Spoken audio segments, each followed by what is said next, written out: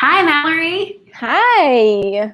I'm so excited that you're here. Thank you so much for joining me on Michelle's Conversations That Matter. Oh, thank you so much for having me.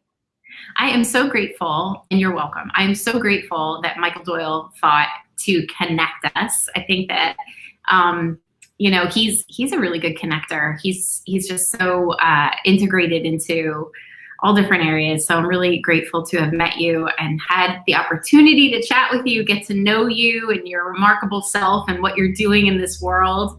I'm thrilled to be able to tell people, have you tell your story to my audience today and what you're doing in the face of your own mental health journey and the difference you're making for people. But first, a little bit about my series. I have Michelle's Conversations That Matter. I am out to elevate the conversation about mental illness and mental health, have people learn something, become empowered, maybe a little bit inspired, ultimately do my part to remove the stigma that prevents so many people from getting care. So what I do professionally, I work with organizations to bring compassion and resilience to the workplace and really have people feel accepted for who they are and empowered around their daily mental health and their well-being. So we are talking about your personal story. Before we dive into that, can you please tell the audience who you are, where you live, and what you do for a living? Absolutely. And first, I'd just like to say thank you for the work that you do. It's so important and so incredible, and not enough people take the time to really go out there and talk about mental health in the way that you do. So I want to thank you for that. So my name is Mallory Gothelf, and I am located in Boston, Massachusetts, and I am currently running my own business, my very first business, and I'm very excited. And so I run Find Yourself Boxes, which we'll get to talk about a little bit later, but it's basically a mental health company that sells curated self-care packages to people who are struggling with their mental health. You are a young woman and you have your own company. You're in your 20s, aren't you? I am. Good for you.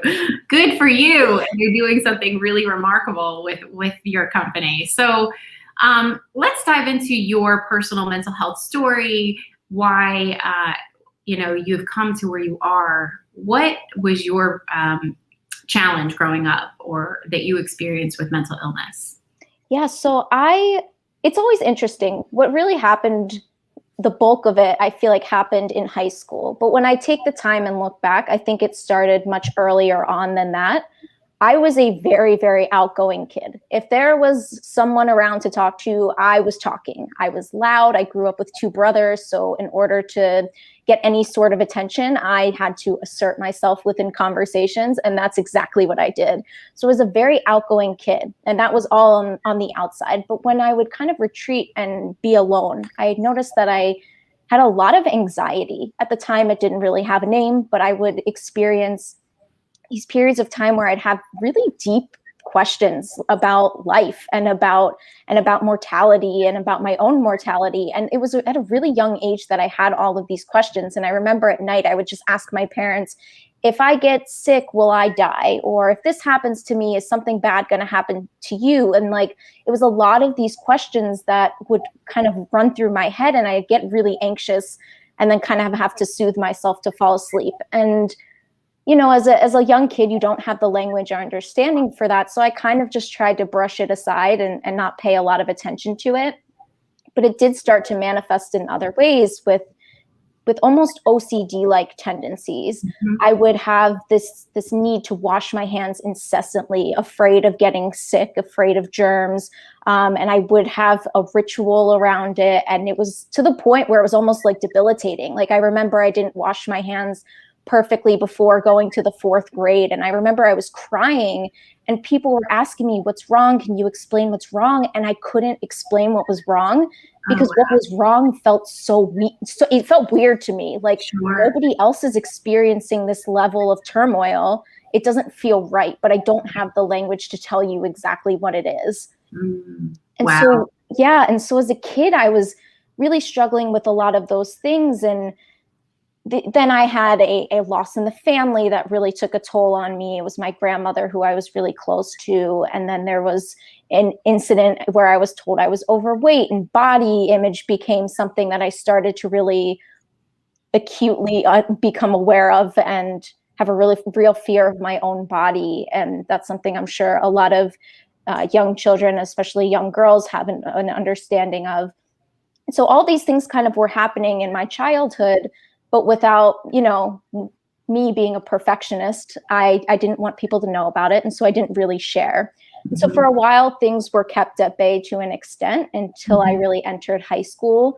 And that's when the depression started to settle in. And it was probably the mounting of all of these things that I had never discussed with anyone kind of all hit me full force in high school. And around my sophomore year, things started to get really particularly difficult. I was having a lot of trouble connecting. I began really isolating, started having a lot of dark thoughts, suicidal thoughts and ideation. And I was self-harming and just was very drawn within. And that person who was so bubbly and outgoing really started to fade.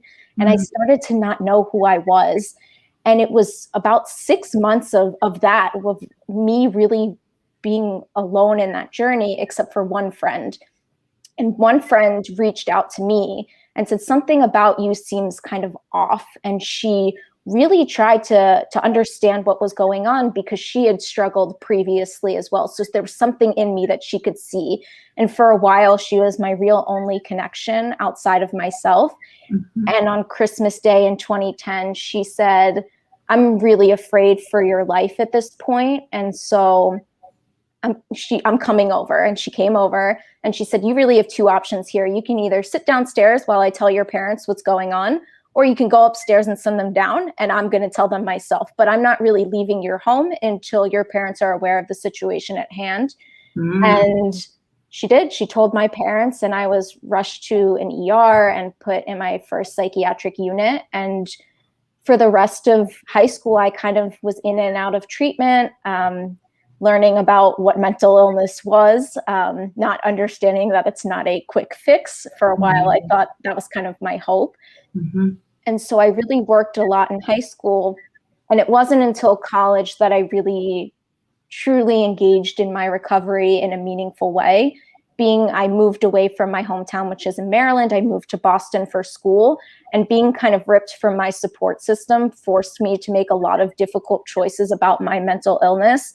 And by my second year, I was struggling so immensely that I actually brought myself to an ER. And it was the first time that I pushed myself to get help. And I chose to put myself into treatment. And it was at that point that there was a turning point in my mental health journey that I was like, this is something I actually want to take seriously and really invest time in my healing. And so from there, things kind of changed, though I still struggle to this day.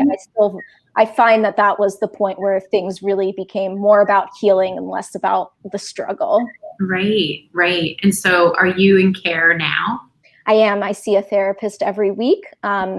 Though I'm not currently on medication, there was a period I saw a psychiatrist and tried 16 different medications, and those didn't work for me, unfortunately. So I tried some other things and I found a routine that works for me. And that's my little caveat. I like to tell people that medication is absolutely okay if it works for you and your doctor thinks it's working for you. I didn't get so lucky, and we really did try. So, the healing journey looks different for everybody. Exactly. Oh, I'm so glad you said that, because it's not a one size fits all. It's very unique and really is a personal decision and a conversation with your unique therapist who knows what's in your, best interest. So wow, you've been through quite a bit. You've navigated quite a bit. And it sounds like, when people think about mental illness, I think they think, oh, it's like a sentence for life and there's going to be a constant struggle. But yet you are, and many other people living with mental illness are representing the fact that you can live a wonderful, fulfilling life and manage and navigate it and take care of your well-being as well. And absolutely. Yeah.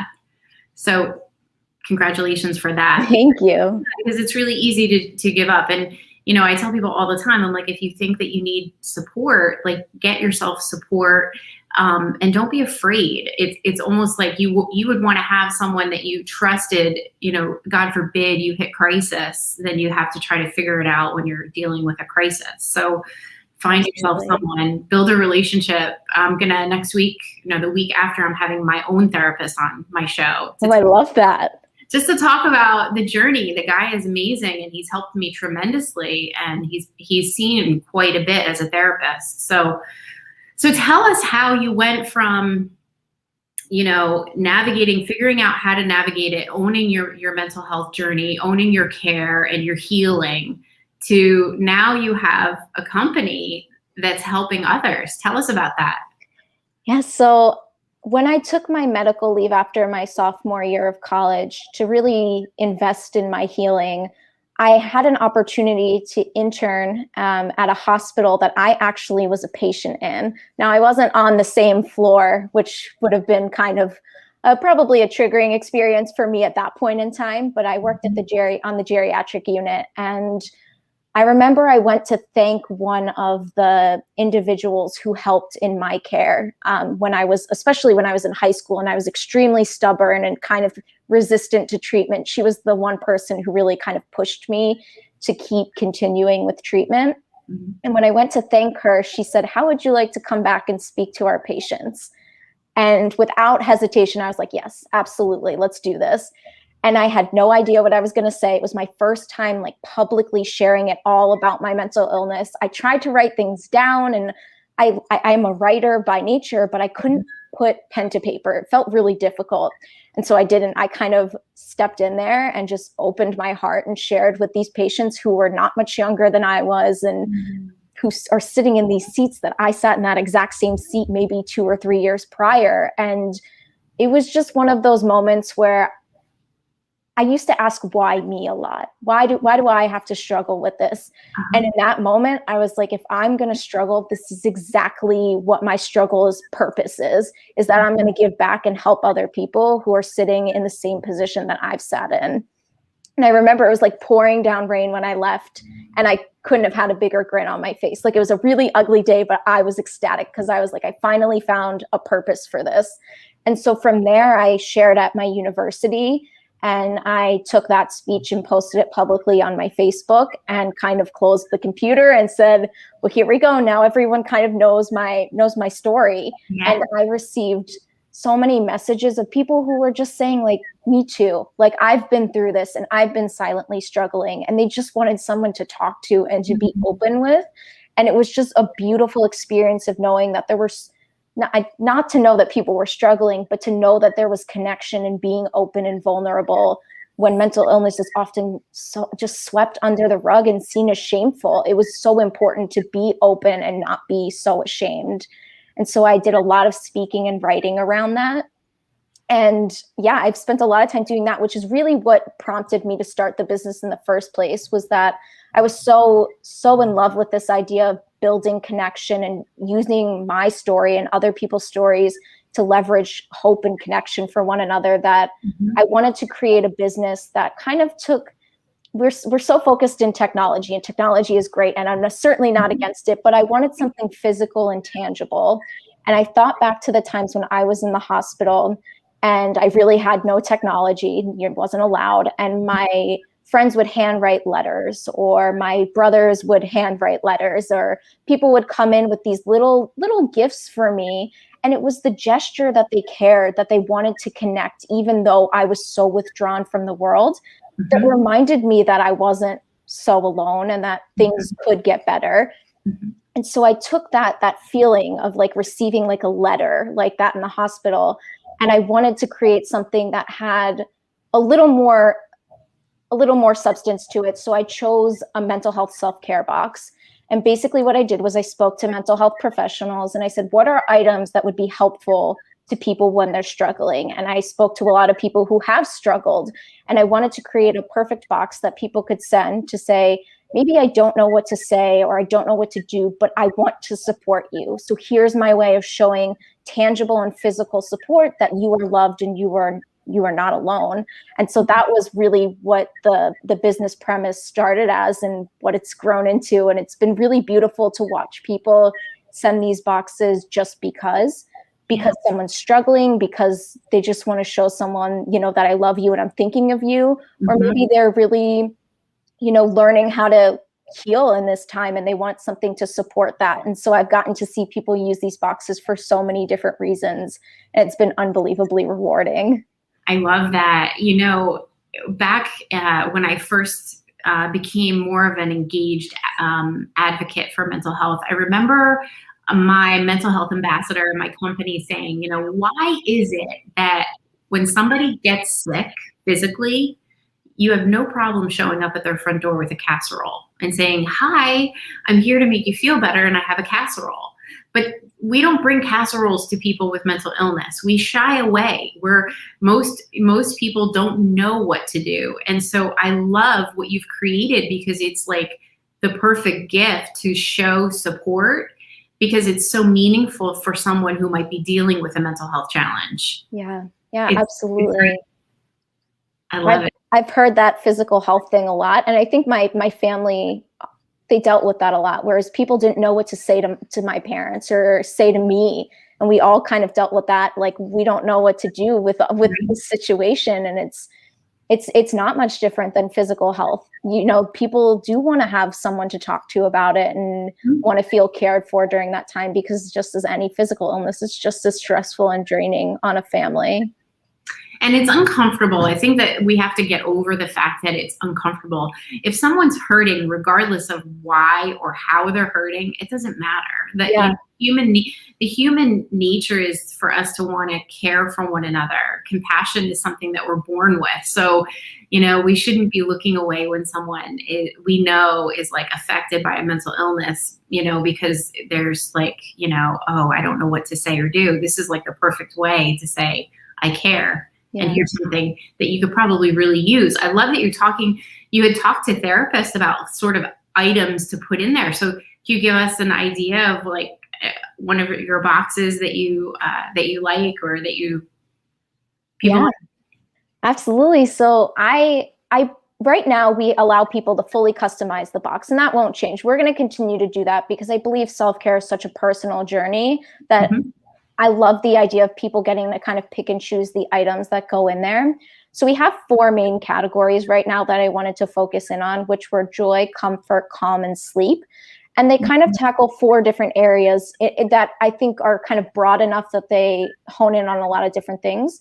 I think anxiety is one that a lot of people struggle with. And even if it's not anxiety, it's stress. And most people understand what stress feels like. Yeah. And so we wanted to really bring in products that were calming and grounding. So we bring in things like these warmies, heat packs to kind of soothe the body and bring you to a calmer state, or even candles that we provide with a meditation so you can sit down and learn how to ground yourself.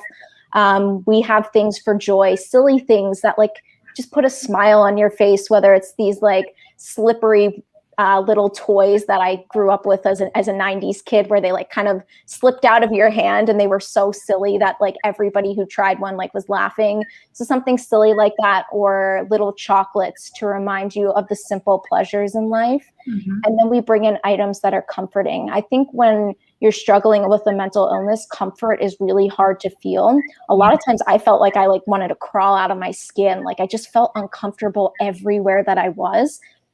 And so one of my favorite products is this little Warmies. It's a Warmies product. Again, it's a stuffed animal. I have a teddy bear that my brother gave me when I was born, and I take that thing everywhere. I will be unashamed to say I am 26 years old and I sleep with that thing every night because it's such a comfort item. So I wanted to provide something like my own teddy bear for people, and it's something that you could heat up. It smells like lavender, and it just brings a real sense of comfort, because I think as adults especially, we don't think comfort's for us. We think it's for younger kids. Yeah. So okay to feel that you need a comfort item, and that's like so valid. So I wanted to be able to provide that. And then sleep is my other big category, which I think a lot of people don't sleep well when they're struggling with their mental health. Right. And it's so crucial. It's so important to get good quality sleep. It affects every part of your mood. And so one of our best-selling products actually is Sleepy Time Lotion.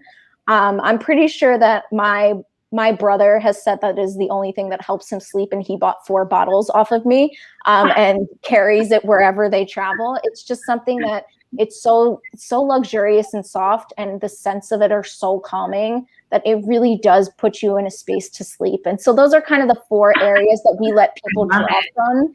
And it's been really special to see all the different like combinations of products people put together. That's great. My goodness. So what's been some of the feedback, or what's been the most fulfilling aspect of offering this out, and what have people said to you? So I think when I saw this question and we were going to talk about this, there was a particular story that comes to mind. And it was a customer that she had bought from me a couple times. Her daughter struggled before. And so we had like this really good relationship. We had emailed several times. And she reached out to me to let me know that a former student of hers had died by suicide. And she wanted to send something to his family. And she said, I was going to send flowers, but flowers die and flowers aren't permanent. And so I don't feel like that's an appropriate gift to send right now. And I want to send one of your boxes. And I remember packing this box was one of the most emotionally charged experiences for me, because I kept thinking about the family, about the boy who didn't get to see this other side, and about my parents, who also could have been these people had I not made it through that really difficult moment. And so this box was particularly special, and we created cards specifically for her so we could send to the family and say, here's how to utilize your products, because it's okay to feel comfort right now. It's okay to feel like a little bit of joy and indulge. Those emotions are okay, because the grieving process is incredibly draining, and we wanted to allow these people to take the time to take care of themselves. And I got an email from this woman saying, literally 1 month to the day that he passed, they received the box, and they opened it up and said it was the best thing they had received since his passing. And I just sat down on the ground and I cried. I cried because it reminded me how important this box is. And it's not just a box. It's about the fact that we're taking the time to empower people in their journey to healing, even though those moments might be incredibly difficult. And it was just one of the most fulfilling things I've ever experienced, and a really emotional part of my business as well. Oh, that's amazing. That is just so amazing. You will never be able to work for anyone else now. You know that, right? Yes. Oh, yes. And the gratification that you're getting being a small business owner is going to forever affect you. You will never work in a mundane job again, right? Probably not. No, I think I'm in this for the long haul now. Yeah. Like, fulfillment is so important when it comes to work. And until you truly feel it, you don't realize how important it is. But oh, that story. I mean, I received similar stories just to my book that just moved me. It was like, and that was why it took 4 years to write that. And that was worth every year it took to write that, because of that one reaction, you know? Yes. So fulfilling. So we share a passion for eradicating the stigma, and May is just around the corner, and it's May is Mental Health Awareness Month. So I would love to get your perspective. What do you want people to know about mental health as we sort of maybe turn up the volume around this conversation in the month of May? Yeah, and I think we touched on it a little bit, is the idea that mental health isn't something to be scared of. I think we see these horrible depictions on different media platforms of what mental health and mental illness is. And it's not that. And I think if people take the time to ask questions, I honestly would rather someone ask a question that may be politically incorrect or maybe a little offensive because they don't know, they're just not aware, than not say anything at all. Like, I'd rather us take the time and have a conversation and you learn something from that, so you're less afraid and less wary around mental health and mental illness, than to just avoid it completely. And I think about some of my friends. A lot of my friends have said to me, because of you and you sharing about mental health so freely, that I'm less afraid when someone else comes to me and says, I'm struggling, or a family member struggling. Like, they're like, I'm not clueless anymore. Like, I have an idea of what to do and say. And to me, that's worth every hard question. Like, I want to have those conversations. And I think a lot of people in the mental health field feel similarly. Like, we should be talking about this stuff. So don't be afraid to ask a question. It's not a silly question. And I think that's going to open the door to a lot of really healthy conversation and a lot less fear around what mental illness is, because people who struggle with a mental illness, they're not scary. A lot of times you don't even know who they are. Like, you can't tell them from, the person next to you. It's just, I think we see the darkest of mental illness depicted in front of us. Yeah. And while that can certainly be the case for some scenarios where it gets to a point where it's really dark, we hope to prevent those types of things. And by having these conversations, we can prevent those types of things. Absolutely. So I really think moving especially into May, like, if you have questions and you want to talk to someone who's been through it, who's a professional, and just ask your questions. And I think that's going to shape a more positive view of what mental health really and mental illness really is. Yeah, I love that. And, it's of no fault of our perspective on mental health. Like, if I didn't grow up with a bipolar mother, my lens would probably have been fed by what I did see in the media or by what someone maybe have told me. And I wouldn't have been as curious, right? Like, I became naturally curious because I witnessed someone suffering.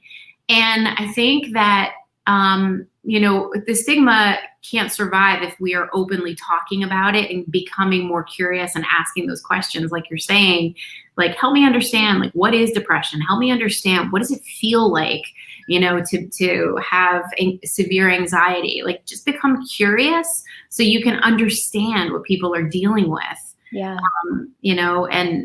And then it's not just like something that you've read or seen in the news, Yeah. Yeah. I like the idea of curiosity for it, because then I think you come in with an open mind. Yeah, for sure. So tell us about this partnership, this exciting partnership you were telling me about before we came on the air, and what you're up to with this box that you've created. Yes. So we are currently running a collaboration box. I teamed up with these incredible individuals, Hannah and Aaliyah. They are content creators for an account called Hers and Hers. And they are a real life couple, and they are absolutely wonderful people. And we wanted to create a box that they put together specifically. It's for everyone, but it's really targeting those in the LGBTQ plus community. As members of that community, they felt it was really important to create something to teach and to promote self-care for that community that often doesn't get to have as strong of a voice because they're dealing with other things outside of just mental health. Often they have a lot of other discrimination that they face. Mm-hmm. And so they handcrafted this box with me and picked some incredible products. And what's especially important for all of us is that we wanted to make sure that we were benefiting the community as well. And so a percentage of the proceeds go to Therapy for Black Girls, which is a wonderful organization that really connects Black individuals, especially females, to mental health professionals who understand the challenges that they face being Black people in America. And the other organization we're also donating to is the Trevor Project, which is an incredible organization that focuses on mental health for LGBTQ plus youth.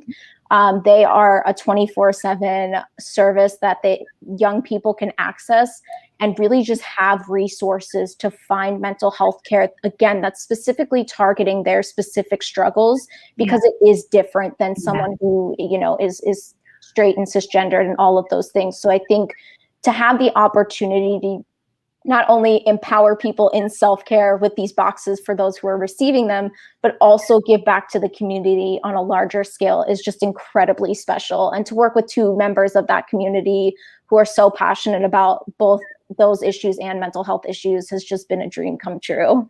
That's amazing. The difference that you guys are going to make is really incredible. And I just want to acknowledge you, Mallory. You're like, I can't wrap my head around the fact that you're 20 something. You've navigated all of this in your life, and you've come out like, I'm making a company and I'm going to add comfort to the world. And I really just applaud you and acknowledge you for who you are. You're a beautiful soul. Thank you so much for the work that you're doing. Really. Thank you. It's honestly my pleasure. I get out of bed every day and feel so lucky that my job is to give back in this way. Like, I really do. Awesome. Any final words of wisdom before we wrap up? Because that was a very fast 30 minutes. Oh my goodness. Anybody who's struggling, I just want to say, if you can reach out to someone and let them know that you are struggling, I highly suggest you do that. Find a professional if you can. I think it's okay to need help. And once you reach out for that help, your life is going to change immensely. There's such a difference in knowing that you don't have to struggle alone, because you really don't. There's so many incredible people out there who are doing such important work in this world. And so reach out. You are certainly not alone. And obviously, if you ever want to reach out to me or my business, I'm the one who always answers those messages. Please feel free to do so. My inbox is always open to talk. So how do they connect with you, Mallory? What's your Instagram? What's your website?